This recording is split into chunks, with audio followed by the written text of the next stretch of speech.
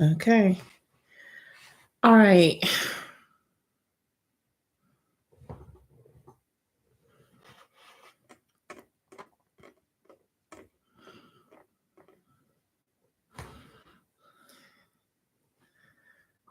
Give me a minute, guys. I am going trying to go live on TikTok at the same time. And I forget that you always have to put in your birth date. 1973.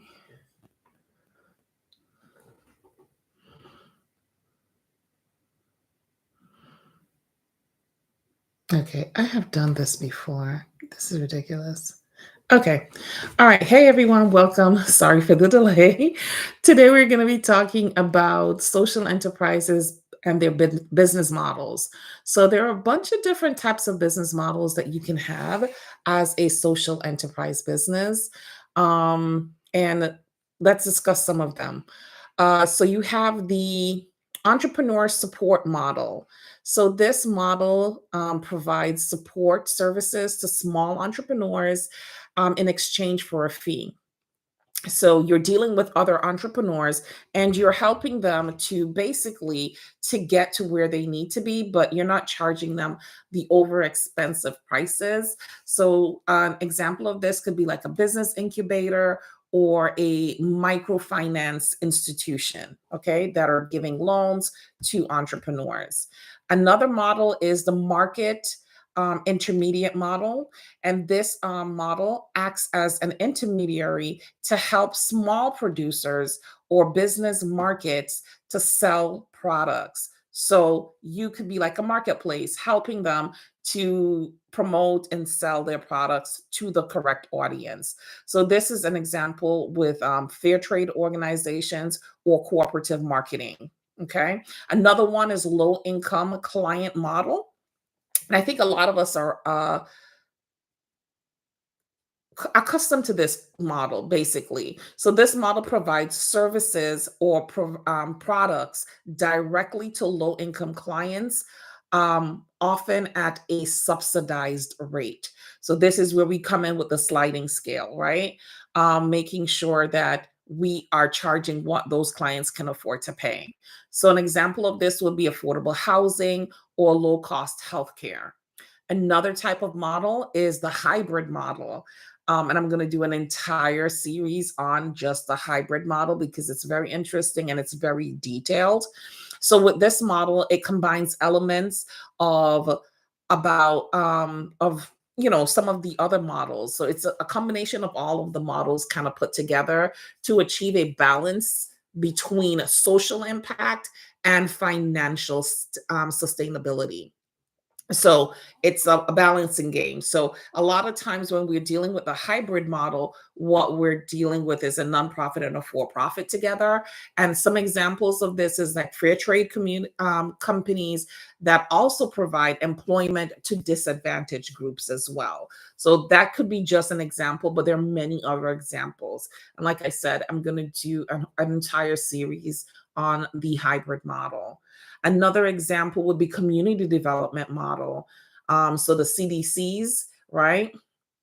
And this type of model focuses on economic and social development of a specific community, right? An example would be your CDC, so your community development corporations of every state has a community development corporation, especially if you're in a larger city and a city that has a lot of people who are in disadvantaged situations. Another type of model is the buy one, give one model, also known as buy as one for one model. So this is an example of you purchase a product, right? So the company's selling a specific product. You're going to purchase a product, and another identical product or a similar product is donated to someone in need, right? This model aims to directly address social issues by providing essential goods to disadvantaged populations through consumer purchasing. So, an example of this would be Tom's shoes, right? This is a well known example. I talk about it all the time. And For every pair of shoes you purchase, Tom donates a pair of shoes to a child in need, right? Warby Parker is another one that does that. They, for every pair of eyeglasses you buy, they donate one to a child in need as well. Another type of a model that we have is the impact sourcing model. So, impact sourcing model, and I practice this particular model in one of my businesses. So, this describes outsources tasks to workers in undeserved communities to provide them with employment opportunities. So, I have a whole company, and the majority of my staff are people in underserved communities that work so that they can get money to support their families. Okay. Um, and an example of a company that does this besides mine, which is 808 Talent Source, is Summer Source. Okay. And Digital Divide Data. They are two companies that practice this impact sourcing model. Another one will be pay what you can model. And I'm sure a lot of you are familiar with this model because it is a model that has been used in many occasions, right? And this consumers pay what they can afford for a product or service, making them accessible for everyone, regardless of their financial situation, right? So restaurants like Same Cafe or So All You May Eat operate on this type of model. Another type of model that we have is cause marketing model. And this model is a for-profit company that partners with a nonprofit organization to market a product or service and donate a portion of the profits to a specific cause or to the cause that the nonprofit has. Right. This is an example. In this, an example of this is Red, right, which partners with the brand to raise money for global fund to fight AIDS. You know, the Red company, you've seen it all over the place, especially during AIDS Awareness Month or HIV Awareness Month. And then we have the circular economic model. So this model focuses on sustainability by designing products and systems to reuse, refurbish, and recycle materials excuse me, recycle materials, minimizing waste. So an example of this is companies like TerraCycle, which recycles difficult to recycle waste, right? So you see companies that use plastic bottles to make furniture or to make clothing, because a lot of the clothing that we wear are recycled plastic bottles, which then gives you microplastics, but that's neither here nor there. But there are a lot of different recycling projects out there, or taking waste and making paper, or you know what I'm talking about. So another one is a public-private partnership model. So this description talks about collaborating with government entities to achieve social goals while leveraging the private sector efficiency. So government agencies, as we know, cannot fully take on all of the responsibilities of the things that are happening in the various communities that we live in. And that's where nonprofits and social enterprises come in. So most of the time, nonprofits and social enterprises are partnering with government agencies to make sure that the issues that need to be solved within communities are being solved. So the social, an example would be social enterprises working with the local government to provide public service. Then we have the earned income model, and I know all of us are very familiar with this model, right? So this model generates revenue by selling goods or services directly related to social mission. So an example would be like a museum and an art gallery that sells tickets and merchandises and membership to support their operations. And most museums and art galleries that you go to, that's literally the model that they use. And of course, earned income can be in other cases as well. It's not just in this example that I'm giving you, because once you're in business, you're partaking in the earned income model. But the one that we're really going to focus on today is the employment model. And this is a model that I really like a lot. And I think that If you're a product-based business, this is a model that you really need to think about adopting in your business if you're looking to turn your business into a social enterprise. I'm so sorry. Um, the employment model is in a social enterprise business model that focuses on providing job opportunities and employment training to disadvantaged or marginalized group. This model addresses social issues such as unemployment, underemployment, social exclusion by reintegrating these individuals back into the workforce and equipping them with those they need to be successful. Okay.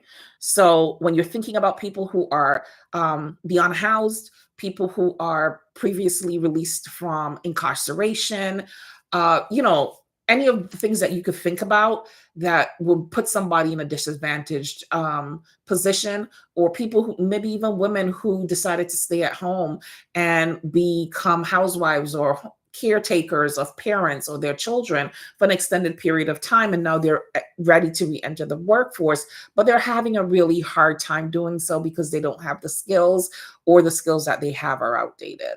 Okay. So what the employment model focuses on two main aspects, which is job creation and employment training. So when you talk about job creation, the focus is the primary goal is to create a job opportunity for individuals who face barriers to employment, such as people with disabilities, long-term unemployed individuals, like I just talked about, ex-offenders, refugees, or other marginalized groups. So, a strategy that the employment model will take for this is jobs are designed to accommodate the needs and capabilities of the individuals, providing a supportive and inclusive work environment for these individuals. Okay, when we talk about employment training, it focuses on alongside the job creation, um, these enterprises offer training programs that enhance the employability of their target group.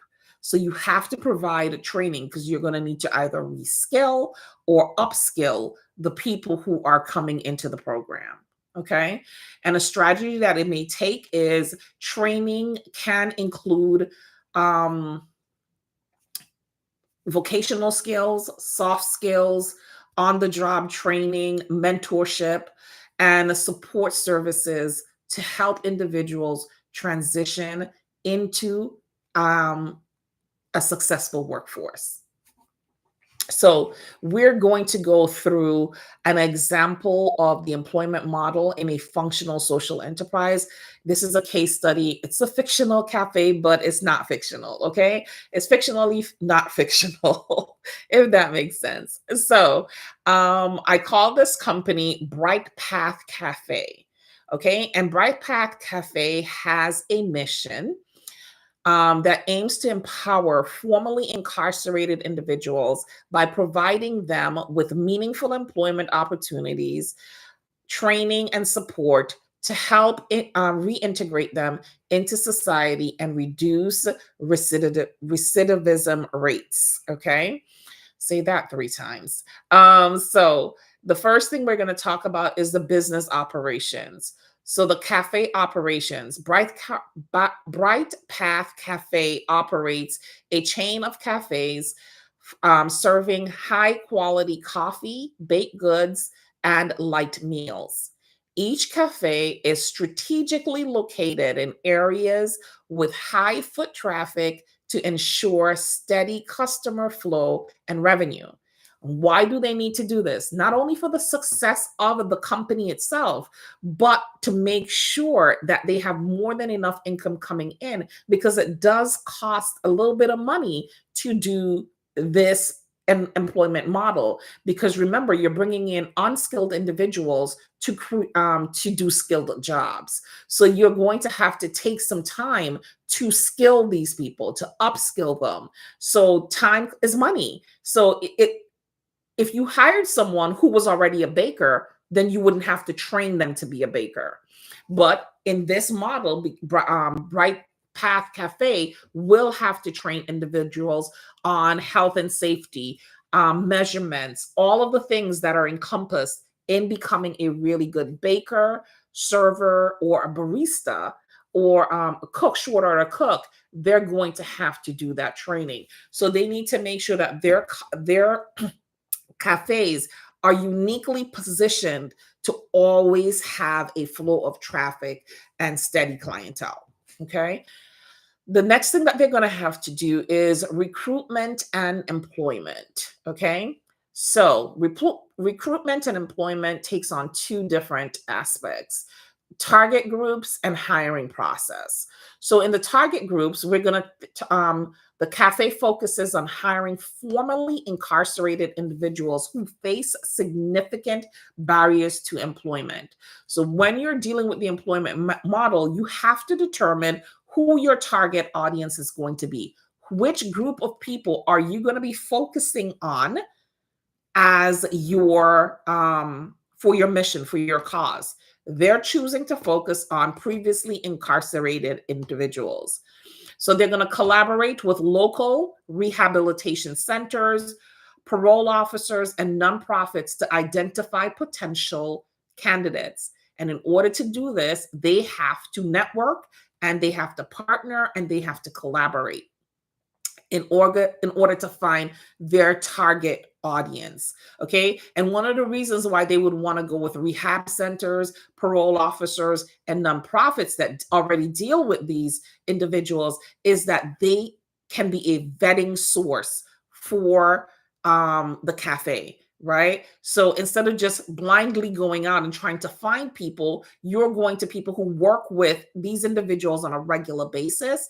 And then they can already tell you, oh, I think such and such will be a good fit for your organization. And then they can run down why they think that person would be a good fit for your organization, so that you don't have to do that legwork. Right. In the hiring process, interested individuals undergo a fair and inclusive hiring process that assesses their skills, potential, and willingness to learn. Because in this employment model, that is going to be extremely important. They have to be willing to learn what it is that you're teaching. Because if they're not willing to learn it, then it's going to be a bust for everybody. You're going to be wasting time, money, and resources, and they're going to just be wasting your time. Okay. And they're going to get frustrated if they don't want to learn something new. And then initial interviews are conducted, and to understand the candidate's background and fit for the cafe culture. So you do have to make sure that you're still doing interviews. Now, it's not going to be a type of interview process that you would do with a regular customer, because you've already identified that this is a population that you want to work with. So you're not going to go through the extensive background checks and scrutiny and looking for years of experience, because you know that these people do not have the experience that you would normally look for if you were not a social enterprise a social enterprise that was practicing the employment model. Okay, the third thing is training and development. So when training and development, we have two key factors that we need to take into consideration: the onboarding program and the ongoing training. Because training doesn't stop as soon as a person is employed and working. You have to have ongoing training. So let's talk about the onboarding program. So new hires participate in a comprehensive onboarding program that includes both job-specific training, such as barista skills, barista skills, um, uh, customer service, like I said, being a short order cook, being a baker, okay? And the soft skill development, such as communication and teamwork, and that is going to be essential. So the hard skills are the ones that they're going to need to actually do the job. The soft skills are the ones that they're going to need to effectively do the job. Because if they don't know how to communicate effectively, you're going to be losing customers. There are going to be arguments between them and other coworkers and working as a team. Because a lot of this is going to be like factory work, right? I do this component, that other person does the other component, and so on and so forth. So they have to learn how to work as a team.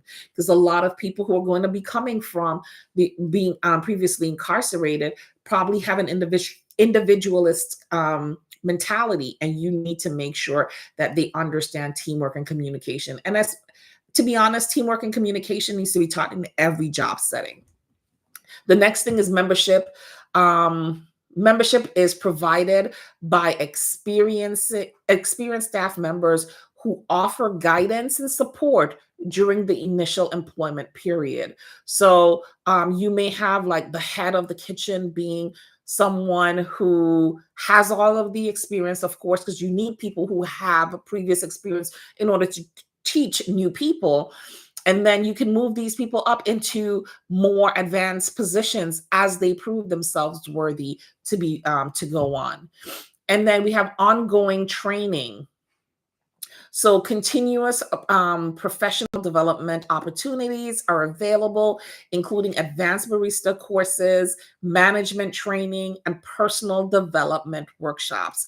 These are going to be essential components to the ongoing training to make people feel secure and make them feel comfortable at what they're doing, right? Employees are encouraged to set career goals and work towards achieving them with the support of the cafe. Okay. Number 4 is going to be a support system. You need to have a support system, and this support system needs to be holistic, and it needs to be focused on employee well-being as well. When we're talking about holistic support, we're talking about Bright Path Cafe offering a range of support services to help employees overcome personal challenges. Because if you're working with a disadvantaged or underserved community, they are going to have to overcome, they are going to have some challenges, and they're going to need to overcome these challenges. These include access to counseling, financial literacy programs, and legal assistance.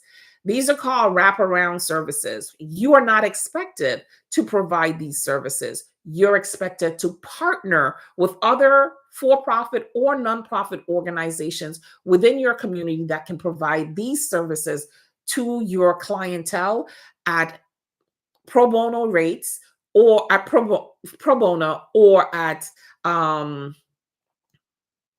more low cost rates. Okay. Regular check ins with employees to address any issues and provide ongoing support is going to be extremely essential. Employee well-being. You want to emphasize on creating a supportive, inclusive workplace culture that fosters respect, empathy, and collaboration. It has to foster all of these components for it to work effectively. Flexible work schedules and a positive work environment helps employees to balance their work and personal lives. This is going to be essential. Okay. If you're working with this population, they may have they may need more flexibility than someone who does not work with that population, whether it's going to see their parole officer, going to see a social worker. So you have to be flexible enough with their time, but they have to be able to communicate effectively as well to make sure that you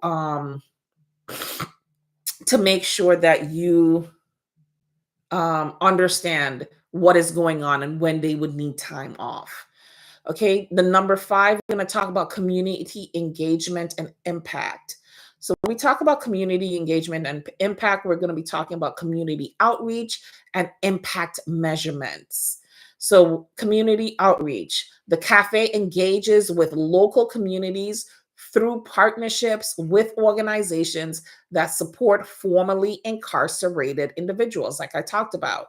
You have to build those partnerships so that you can have the support that you need. Remember, you're still a business and your main goal is to make money, but you want to be a social enterprise. So you've incorporated this component into your business, who you're going to hire within your business so that they have a second chance at life. So you can't do all the work yourself. Again, you have to build those partnerships. You want to host community events and workshops to raise awareness about the challenges faced by these individuals or this group of people, and promote social reintegration. Part of your job is going to be to hold these types of workshops. No matter what social enterprise model you choose, you're going to have to talk about the issues that the people you choose to work with have, so that the population understands their struggle so that they can buy in. Okay. Because think about a cafe that only hires formerly incarcerated. If you are not educating the community, then people could literally want to shun your cafe and not utilize, buy your products and services, buy your products basically, because they don't understand what is going on and they don't want to be around that population. So having these community powwows basically is going to be essential. Education and awareness becomes an integral part of this model. And then we have impact measurements. So regularly collect data and employment outcomes such as job retention rates, employment satisfaction, and recidivism rates reductions in order to make sure that you are meeting your benchmark goals. You want to use this data to improve your programs. Excuse me.